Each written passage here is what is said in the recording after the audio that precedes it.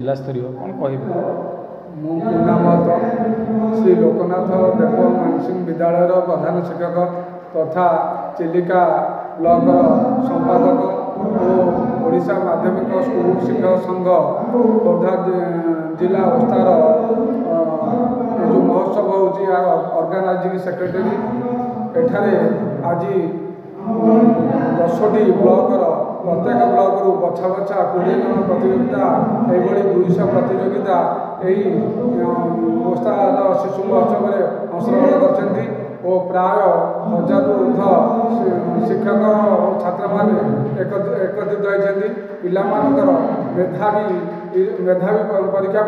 विभिन्न अंतर्निहित गुणर विकास यह अवस्था तरफ एक अभिनव जोर कहतु कौन कहले आप परिचय मु अंबिका प्रसाद पट्टनायक उष्टा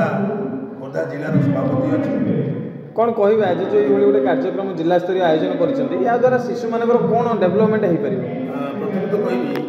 आम जो जिला स्तरीय कार्यक्रम करूँ आमर रही 10टा जिला 10टा ब्लॉक खोर्धा जिला भितर आम प्रत वर्ष गोटे गोटे स्थान को मुभमेंट करूँ ए वर्ष चिलिकार पाड़ी थी जोटा कि आम लोकनाथ देव मानसिंह स्कूल आज आयोजन करूँ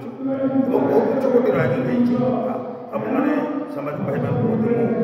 धन्यवाद देवी आपने पूरा 2टा सेसन को कवरेज कर यार उद्देश्य है कौन आम पिला भितर प्रतिभा से प्रतिभा को आम उपयोग प्रति वर्ष पिला आम गर्वर सहित कहूँ आम ये अंचल आम ये शिशुमेलार जो पिला सिलेक्ट होती भविष्य बहुत उज्जवल के गीतकार बाहर के संगीतकार बाहर आज जो उष्टा तरफ शिशु उत्सव पालन कर उष्टार ओडार ओडा आम खोर्धा जिलार समस्त भाई मान धन्यवाद देवी जहाँ ये उष्टा तरफ जो शिशु मानकर जो अंतर्निहित गुणावली विकास जो आज जो आयोजन कर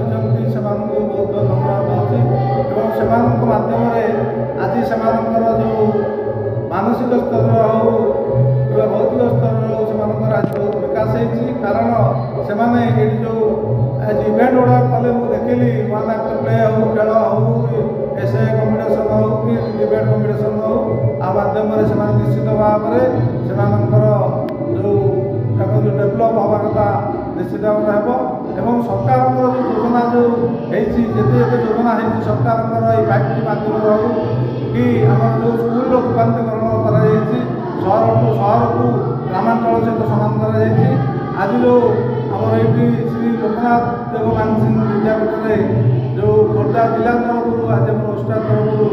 आज जो आम शिशु महोत्सव पालन कर धन्यवाद।